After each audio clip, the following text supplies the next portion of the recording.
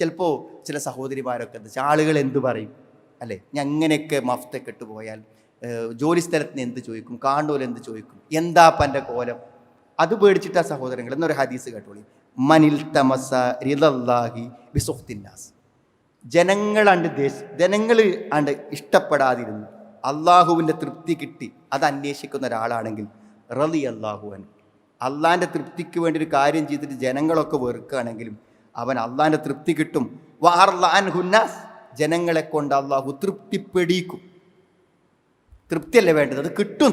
അല്ലല്ലേ പറഞ്ഞു, നമുക്ക് കിട്ടുന്ന പറഞ്ഞു. എന്നാൽ ഒമനിൽ തമസരിലന്നാസ്, അള്ളാഹുവിൻ്റെ കോപം കിട്ടിയാലും വേണ്ടിയില്ല, ജനങ്ങൾ ഇഷ്ടപ്പെടട്ടെ എന്നാണെങ്കിൽ സഖിതല്ലാഹു അലൈഹി, അള്ളാഹു അവൻ്റെ മേൽ കോപിക്കും, ജനങ്ങളുടെ കോപം കൂടെ അവനുണ്ടാകും എന്നാണ്. അതുകൊണ്ട് വേറുള്ളവരെ തൃപ്തി നമ്മൾ ഇത്തരം കാര്യങ്ങളൊന്നും പരിഗണിക്കേണ്ട ഒരു കാര്യവും